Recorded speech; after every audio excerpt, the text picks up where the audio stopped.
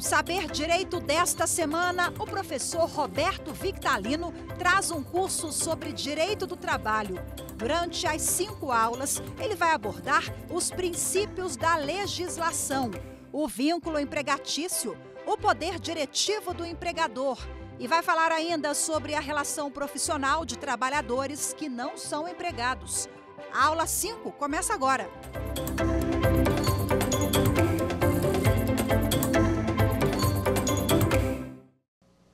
Olá pessoal, sejam todos bem-vindos a esta última aula deste mini curso de Direito do Trabalho.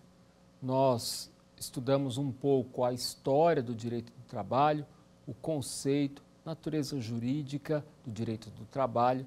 Depois aprendemos alguns princípios que norteiam o direito do trabalho. Aí chegamos até a figura do empregado. Aprendemos o que é um empregado para fins de direito do trabalho. Depois, estudamos, na última aula, a figura do empregador, quem é empregador, quem é o patrão. E agora, por fim, nós vamos tratar de algumas categorias de trabalhadores que não são empregados, ou seja, eles trabalham, são trabalhadores, mas não estão sob a égide de um vínculo de emprego, de um vínculo empregatício.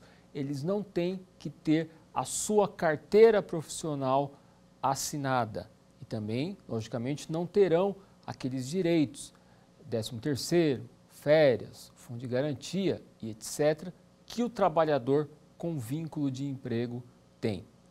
Então, quero dizer que todo este material destas 5 aulas eu vou disponibilizar para você. Basta que você peça por meio de direct no Instagram. O endereço é Roberto Victalino, lá no Instagram. Pede o material que eu te envio sem problema nenhum. Então vamos lá, vamos dar início a esta última aula deste curso e nós vamos falar aqui do trabalhador autônomo, do trabalhador parceiro, o trabalhador eventual, faxineiro ou diarista, trabalhador cooperado, trabalhador voluntário, o religioso, o estagiário, representante comercial e o preso, trabalhador preso. Vamos ver se a gente vai conseguir falar de todos esses aí. Bom, é importante destacar que para a gente conseguir fazer um paralelo proveitoso, nós precisamos rememorar o conceito de subordinação. Porque o conceito de subordinação, ele é o mais importante para definir se efetivamente um trabalhador é empregado ou não. Então, o requisito da subordinação, ele é fundamental para essa distinção.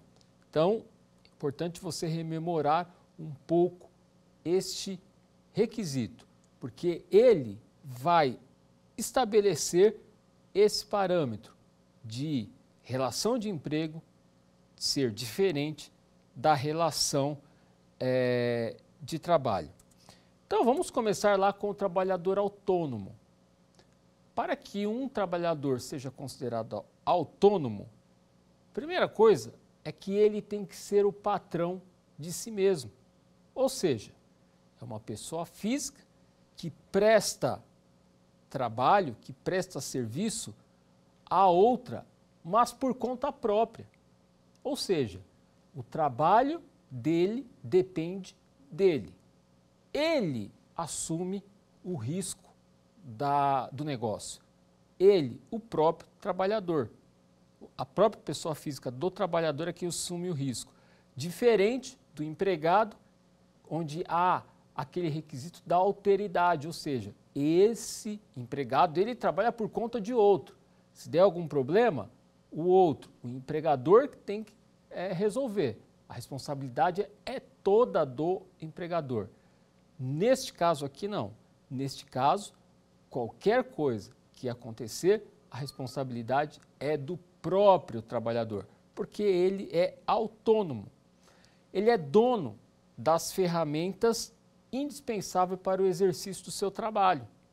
Ele é o proprietário, ele que cuida, ele escolhe o próprio horário de trabalho dele. É ele que vai definir. Ele é quem decide o tanto que ele vai trabalhar. Ele que decide isso. Ele, como eu já disse, assume os riscos do negócio. Também é possível a ele, dependendo da situação, enviar outra pessoa para exercer o trabalho dele. Por quê? Porque o que interessa é o final, o que interessa é o resultado do trabalho.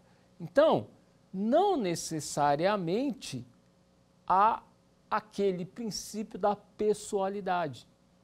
Neste caso, no caso do trabalhador autônomo, é possível a ele enviar outra pessoa, porque o contratante, ele contrata o serviço, ele contrata o resultado.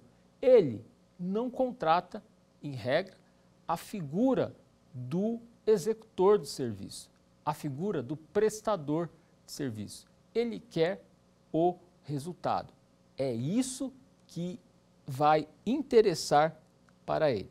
Então, aí a gente pode citar alguns exemplos. O médico, o pedreiro, o taxista, o veterinário, o diarista, o próprio escritório de advocacia ou advogado. Não está contratando ali aquela pessoa específica. Ele está contratando o resultado daquele serviço.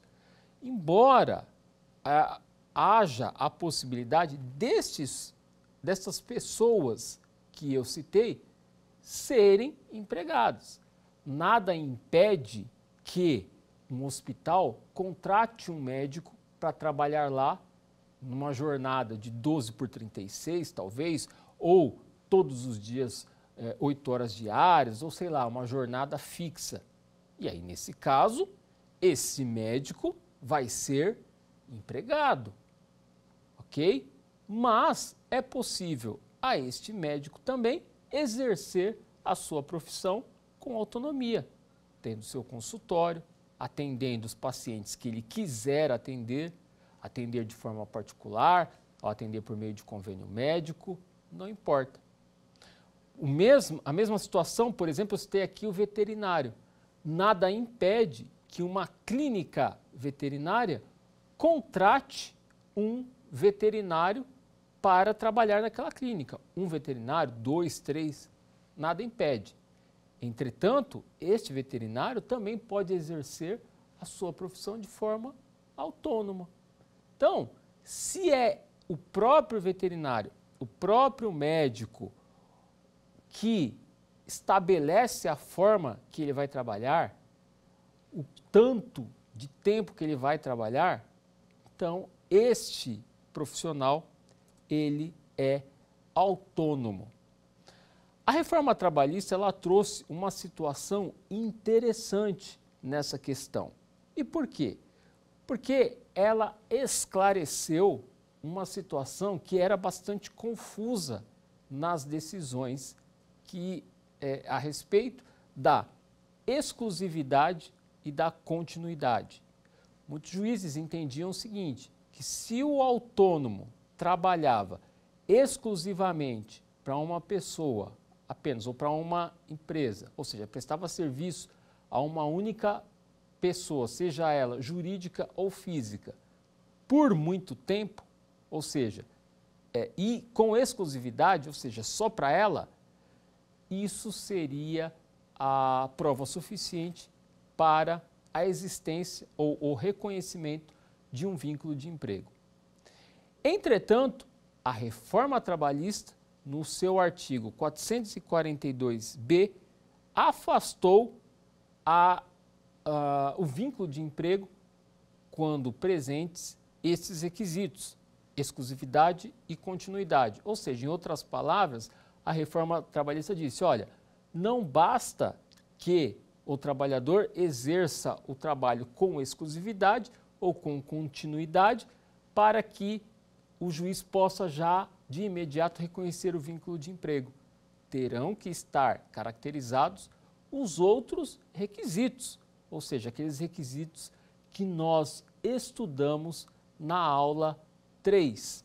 Então, a reforma trabalhista, no seu artigo 442b, veio estabelecer esta situação, dizendo que exclusividade e continuidade não são requisitos suficientes para que se possa reconhecer o vínculo de emprego.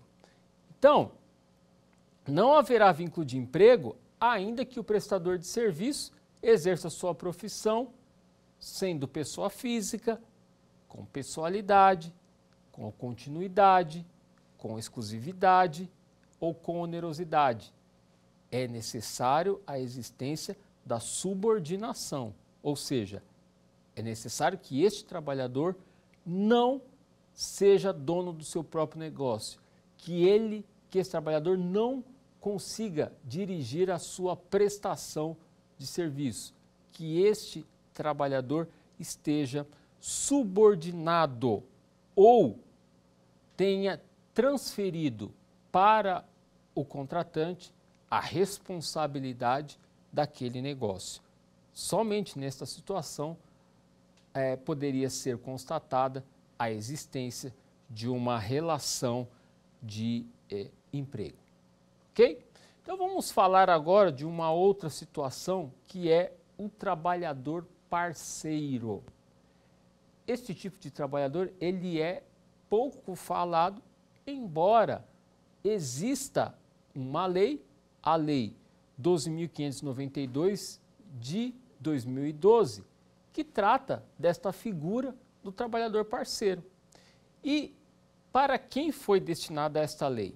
Principalmente para cabeleireiros, barbeiros, esteticistas, manicures, pedicures, depiladores e maquiadores.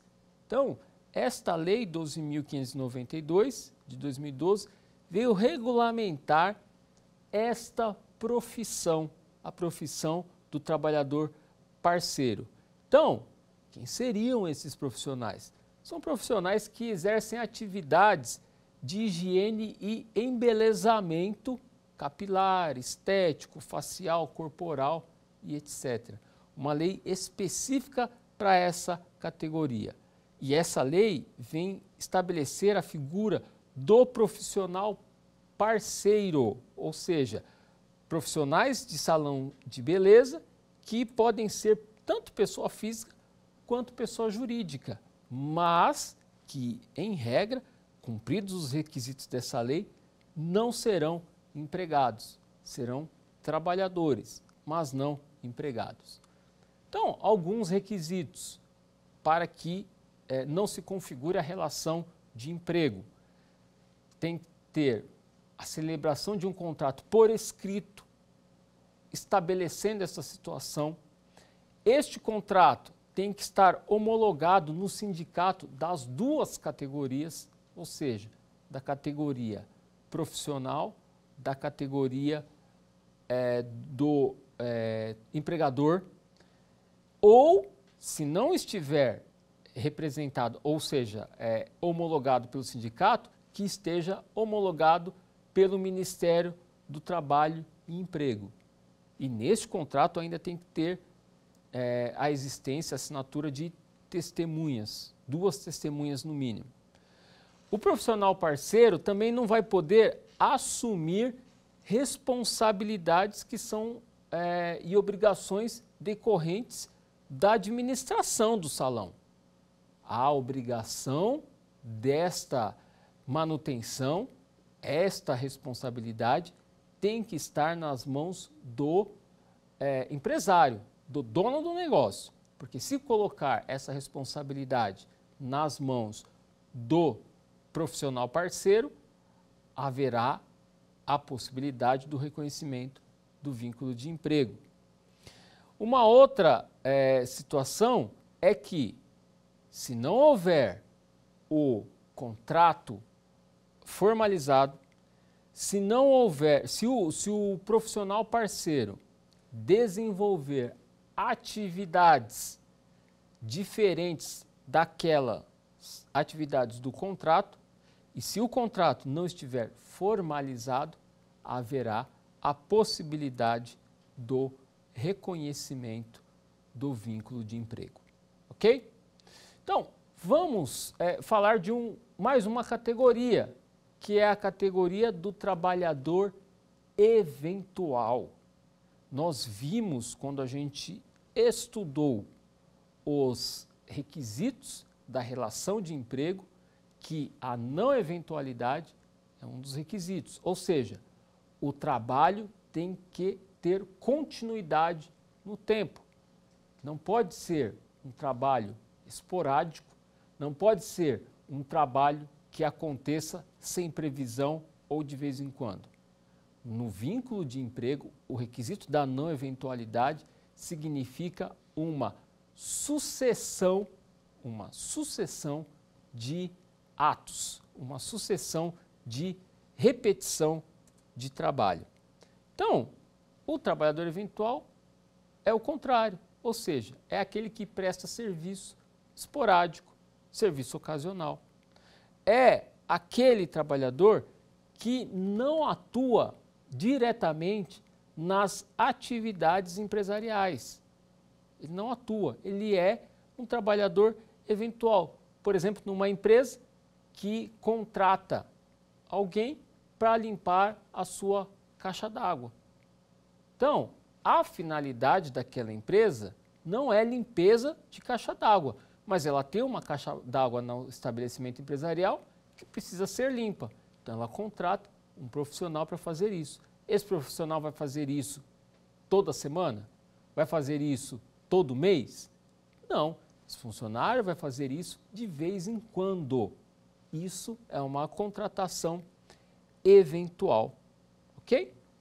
Então, vamos ver mais um que é bastante interessante e que no passado foi motivo de muita discussão. Aliás, até hoje, embora exista uma lei, até hoje há esta discussão ainda em muitos locais, que é a faxineira ou diarista. E por que eu falo que é uma situação que já houve muita discussão? Porque por muito tempo se discutiu quantos dias uma diarista ou um empregado doméstico precisa trabalhar para haver a existência de um vínculo de emprego. Tinha juiz que dizia que bastava um dia na semana, já era vínculo de emprego. Haviam decisões que diziam que eram 2 dias, decisões que precisavam ser 4 dias. Então, haviam muitas decisões conflitantes a respeito dos dias trabalhados por semana para que houvesse o reconhecimento do vínculo de emprego. Bom, o fato é que a lei do empregado doméstico, que é a Lei Complementar 150 de 2015, diz no seu artigo 1º. Se você estiver aí com a tua legislação na mão, acesse aí, se for no celular, esta lei para que você possa ler junto comigo o artigo 1º. Então, olha lá. Ao empregado doméstico, assim considerado aquele que presta serviços de forma contínua, subordinada, onerosa e pessoal e de finalidade não lucrativa, a pessoa ou a família, no âmbito residencial destas, por mais de 2 dias por semana, aplica-se o dispositivo desta lei. Então, esta lei do empregado doméstico veio estabelecer um parâmetro, ou seja, significando que se os serviços forem prestados em 1 ou 2 dias por semana, não haverá necessidade de reconhecimento de vínculo de emprego. ou seja, não necessariamente terá existido ali uma relação de emprego, mas sim uma relação apenas de trabalho autônomo, de faxineira ou faxineiro ou diarista. Por quê?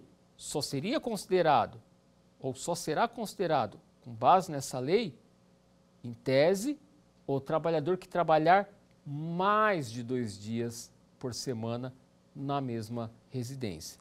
Então, a lei buscou trazer um parâmetro que era de muita discussão antes de 2015.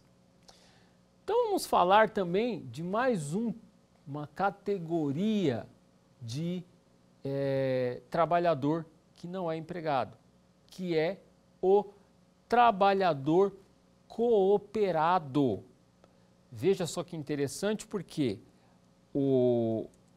a cooperativa, o trabalho cooperado, ele está ali mencionado na própria CLT, no artigo 442. Pegue aí a sua e vamos ver junto. Artigo 442. Contrato individual de trabalho é o acordo tácito ou expresso correspondente à relação de emprego. Parágrafo 1º. Qualquer que seja o ramo de atividade da sociedade cooperativa, não existe vínculo de emprego entre ela e seus associados, nem entre estes e os tomadores de serviço daquela. Então, essa redação já foi modificada, mas o fato é que aí está escrito que não haverá vínculo de emprego se estivermos falando de uma cooperativa. O problema é que é o seguinte, quando este dispositivo veio para a CLT, começaram a surgir várias cooperativas e cooperativas fraudulentas, ou seja, cooperativas que queriam se aproveitar deste dispositivo legal para ter em seus quadros trabalhadores que não fossem funcionários, para que se evitasse o pagamento de verbas trabalhistas. Então, isso aconteceu muito e os tribunais, os juízes foram tendo que estabelecer alguns parâmetros para dizer quando é trabalho cooperado e quando não é trabalho cooperado e haverá, nesses casos, o vínculo empregatício. Então, ou seja, para que haja uma sociedade cooperativa, é fundamental que se constate a união de 2 ou mais pessoas com objetivos comuns e que se obriguem a ajudar e a conquistar determinado objetivo. Não basta simplesmente dizer que o trabalhador é cooperado. É necessário que, primeiro, haja uma relação de igualdade entre todos os profissionais ali. Ou seja, o trabalhador cooperado, ele não pode estar subordinado a outra pessoa. Ele não pode ter que ser obrigado a cumprir ordens de outra pessoa.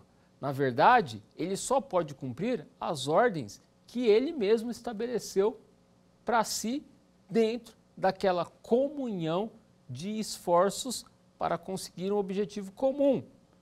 Ninguém dirige ninguém. Não há alguém mandando no trabalhador cooperado. Não há subordinação entre os trabalhadores. Todos estão em pé de igualdade. Isso parece muito uma espécie de associação. A diferença é que a associação não tem fins lucrativos. Já a cooperativa pode ter. Por quê? Porque a cooperativa faz o quê? Ela vende serviços para terceiros. E aí, desta venda, todos os colaboradores, todos os cooperados participam. Seja o resultado positivo, seja o resultado negativo. Isso não importa, porque o resultado é de todos. É admissível uma diretoria, mas essa diretoria ela tem como escopo exclusivo a administração, a organização.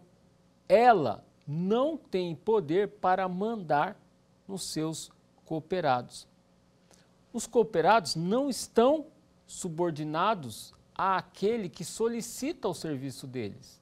Ou seja, eles não estão subordinados ao tomador de serviços.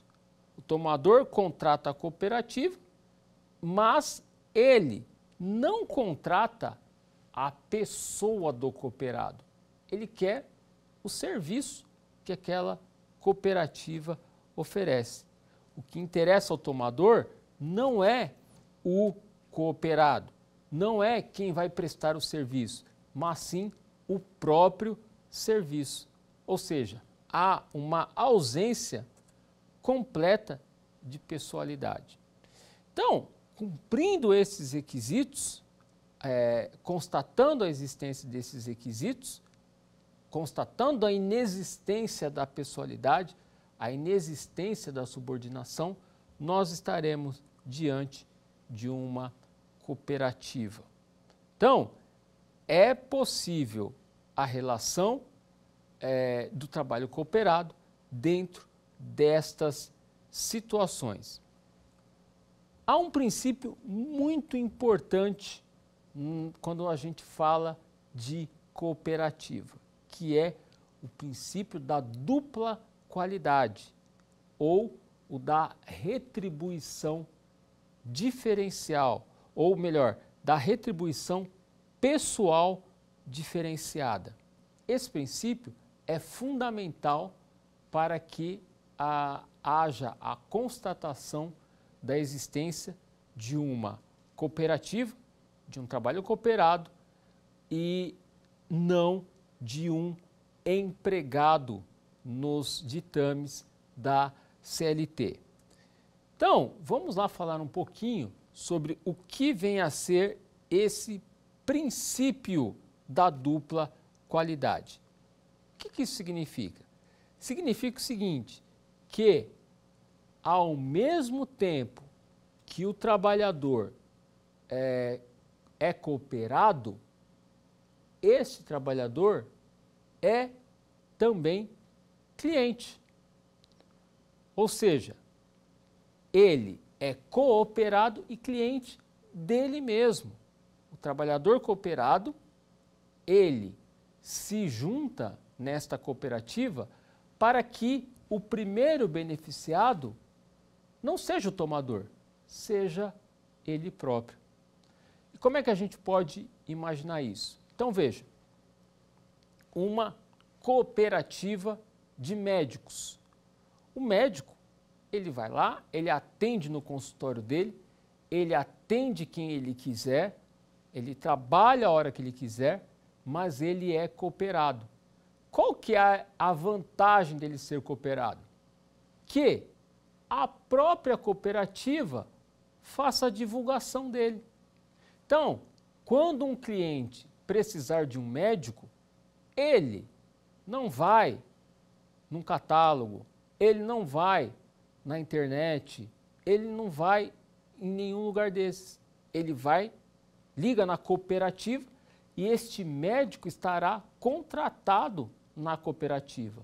Ou seja, o médico vai se beneficiar desse trabalho cooperado, mantendo a sua independência, porque ele continua com o poder de decisão de atender ou não atender aquele cliente que solicitou o trabalho de cooperado dele.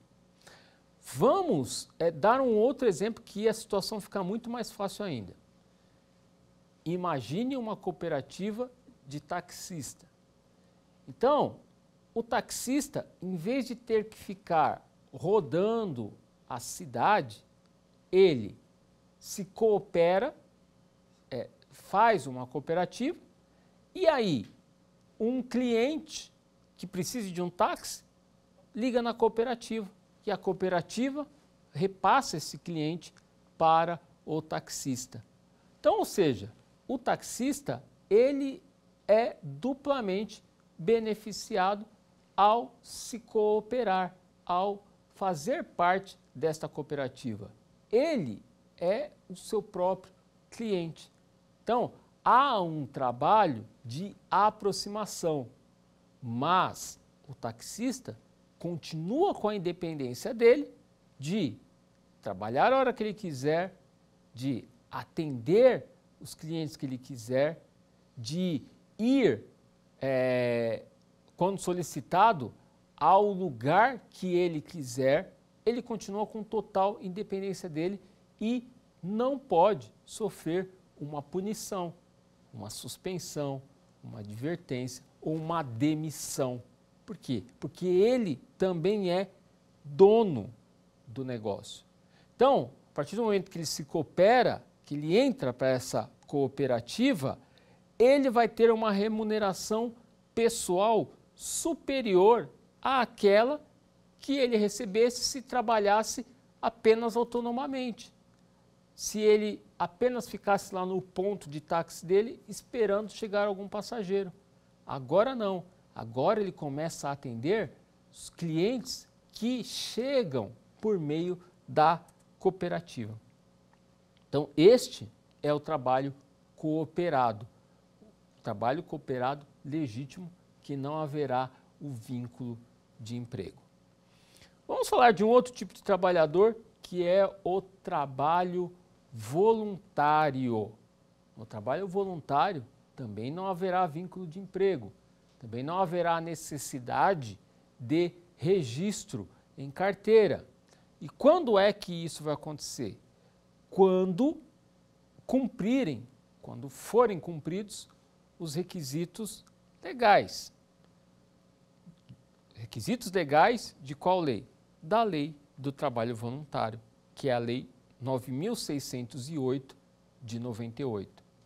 Então, essa lei diz lá no seu artigo 1º que considera-se serviço voluntário, para os fins desta lei, a atividade não remunerada prestada por pessoa física à entidade pública de qualquer natureza ou instituição privada de fins não lucrativos, que têm objetivos cívicos, culturais, educacionais, científicos, recreativos ou de assistência à pessoa. E o parágrafo único ele é claro, porque ele diz o seguinte, que o trabalho voluntário não gera vínculo de natureza empregatícia ou previdenciária. Então, vamos ver aqui alguns requisitos para esta relação de trabalho voluntário.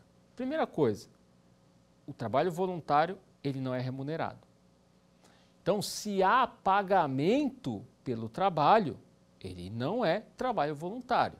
E aí nós estaremos fora da aplicação desta lei.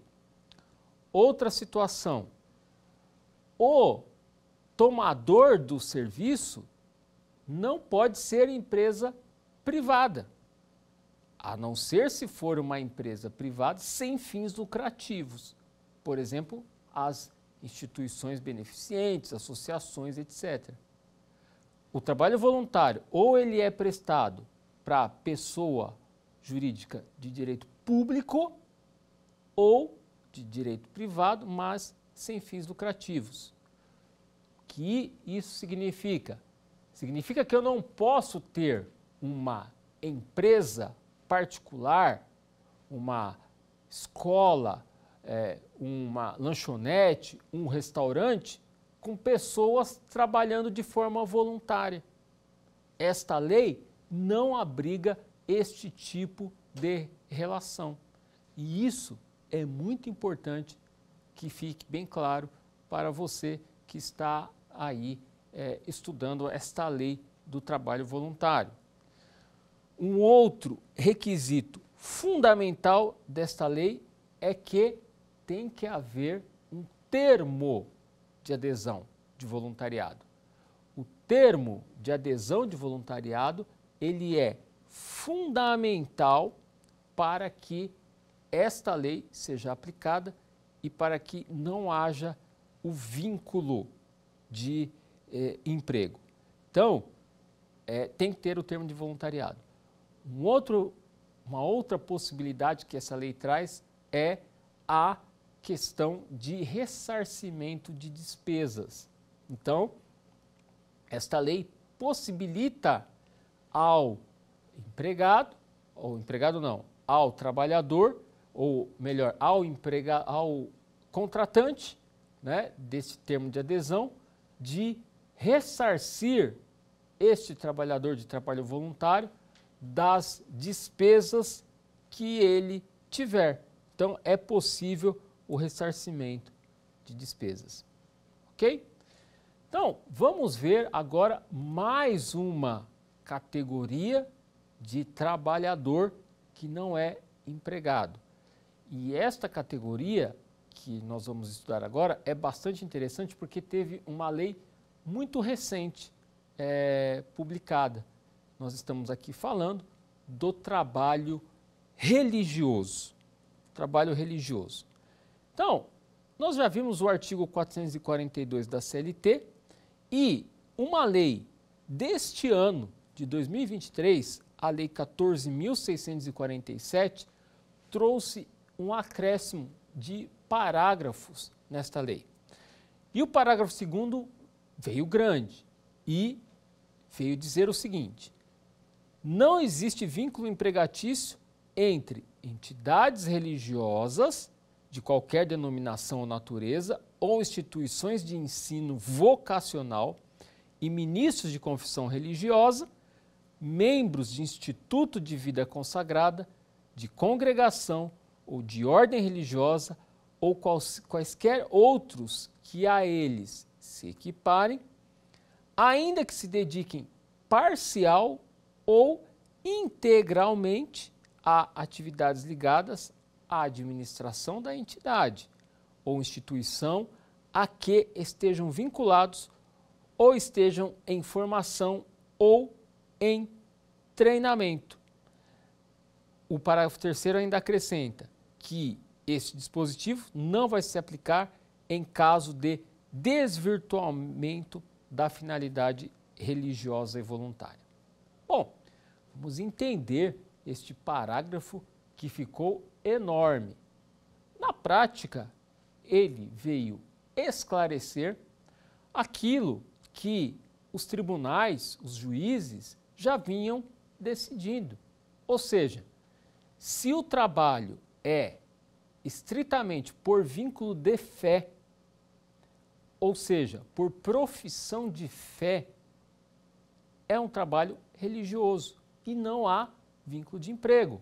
Ou seja, se o padre, se o pastor, se o rabino estiverem ali na instituição trabalhando por vínculo de fé, tiveram a sua formação ali e, de outro lado, a instituição religiosa, seja a Igreja Católica, seja a Igreja Evangélica ou qualquer outra instituição religiosa, se essa instituição não cobra metas, não faz exigências comerciais, se esta entidade não trata a fé, não trata a religião como um negócio, não há o que se falar na existência dos requisitos do direito do trabalho. Ou melhor dizendo ainda que haja a existência aparente dos vínculos, dos requisitos do reconhecimento de vínculo de emprego, há ali uma questão de fé, ou seja, o religioso está ali por causa da fé que ele tem e não por outras questões. Ele não está ali para exercer um trabalho comercial, um trabalho profissional, ele não está ali para lucrar com aquilo, ele está ali por devoção. Então, se ele está ali por devoção, não há o que se falar em vínculo de emprego. Agora, se não for isto que acontecer na prática, se na prática a instituição religiosa está visando lucro, está visando ganhar com o trabalho do seu assistente ali, poderá haver o reconhecimento do vínculo de emprego. Então, a lei veio para esclarecer isso, mas algo que a jurisprudência, que os tribunais já vinham há muito tempo fazendo, né? Os tribunais ali no caso prático, o juiz ali no caso prático, ele vai ver se há atitudes mercantis, atitudes mercadológicas da instituição religiosa. Se for constatada isso, né, por exemplo, alguém que tenha sido transferido porque não bateu meta da instituição religiosa, por exemplo, este é um caso muito claro onde o juiz do trabalho acaba reconhecendo o vínculo de emprego. Então, é isso.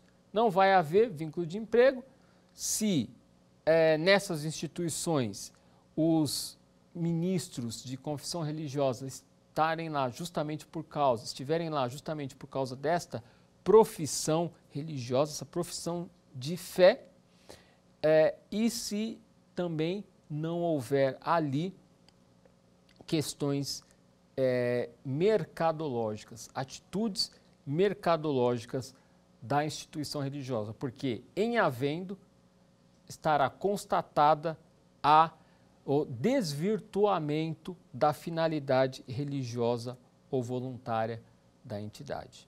Ok?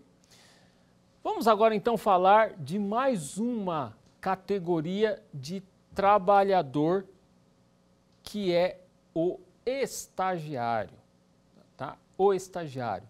O estagiário, a profissão de estagiário é regulamentada pela Lei 11.788 de 2008. E o que essa lei vem dizer? Ela vem dizer que o estágio é ato escolar supervisionado, ou seja, é ato educativo escolar. Portanto, não é trabalho. Estagiário, ele está ali estagiando naquele empreendimento para aperfeiçoar o seu ensino. É ato educativo no ambiente de trabalho. É um ato educativo que não ocorre na escola, que não ocorre na faculdade, mas que ocorre no ambiente de trabalho. Ou seja, visa preparar o estagiário para o trabalho produtivo. Esse estudante necessariamente vai ter que estar cursando ou ensino superior, ou ensino médio, ou nos últimos anos ali do ensino fundamental, quando nós estamos diante de uma modalidade de profissionalização do educando, tá? E quais são os tipos de estágio? Nós temos o estágio obrigatório e o estágio não obrigatório. Então, o obrigatório, nos termos do parágrafo 1º da lei de estágio, diz o seguinte, que é aquele em que a carga horária é requisito para aprovação ou obtenção de diploma. Ou seja, se o estagiário não fizer estágio, ele não cola grau, ou seja, ele não termina o curso que ele está cursando. Já no estágio não obrigatório, ele é considerado uma atividade opcional. No estágio voluntário, é uma opção do estagiário estar fazendo esse estágio. O parágrafo 3º, o artigo 3º, melhor dizendo, da lei de estágio, ele é bastante claro ao dizer o seguinte, que se forem cumpridos todos os requisitos da lei de estágio, não haverá vínculo de emprego, mas os requisitos precisam ser cumpridos. Além desses que eu falei, o que nós podemos acrescentar? Por exemplo, matrícula e frequência. Então, o educando, ele precisa estar matriculado na instituição de ensino e precisa, obrigatoriamente, frequentar a instituição de ensino. Um outro requisito é a celebração de um convênio, ou seja, de um termo de compromisso de estagiário. Então, esse documento precisa estar escrito. Precisa haver também compatibilidade entre as atividades do educando no estágio e aquilo que ele está estudando no colégio, na faculdade. Então tem que haver compatibilidade. O estagiário não pode estar estagiando numa empresa, numa atividade completamente dissociada daquela do ensino que ele está cursando. Tem que haver comunhão nesse sentido. E um outro requisito muito importante é o acompanhamento de um professor. Então, o estagiário terá que ter ali um professor acompanhando. E, na ausência desses requisitos, caso não sejam cumpridos esses requisitos que eu mencionei para vocês, o próprio parágrafo 2º do artigo 3º vai dizer que haverá o reconhecimento do vínculo empregatício. Ok? Bom, a parte concedente são as pessoas jurídicas de direito privado e os órgãos da administração pública. Profissionais liberais também podem ser considerados partes concedentes, ou seja, um advogado, por exemplo, que vai trabalhar, que vai oferecer estágio para esses estagiários.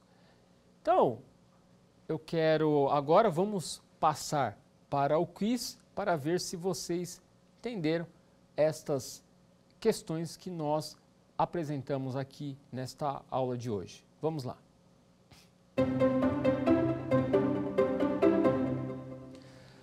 A contratação de autônomo, cumpridas as formalidades legais, com ou sem exclusividade, A. Afasta a qualidade de empregado, desde que a prestação de trabalho não seja contínua. B. Afasta a qualidade de empregado, carecendo de relevância o fato de a prestação de trabalho ser contínua ou não. C.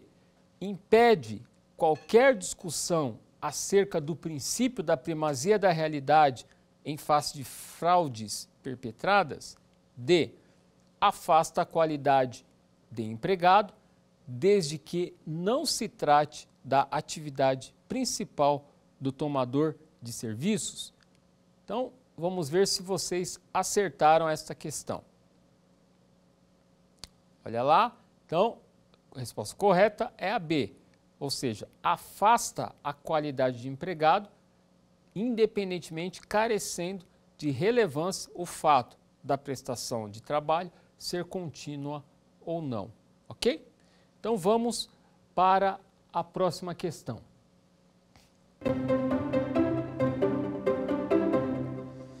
Assinale a alternativa correta sobre a lei de estágio. A. A duração do estágio na mesma parte concedente não poderá exceder 1 ano. B. Se o estagiário for portador de deficiência, a duração não poderá exceder 2 anos. C. A concessão de benefícios relacionados à saúde caracteriza vínculo empregatício. D. Na hipótese de estágio não obrigatório, o estagiário deverá receber bolsa. Então, vamos ver qual a questão correta se vocês acertaram. Resposta correta, a D. Na hipótese de estágio não obrigatório, o estagiário tem direito a receber uma bolsa da parte concedente. Vamos lá para a próxima pergunta.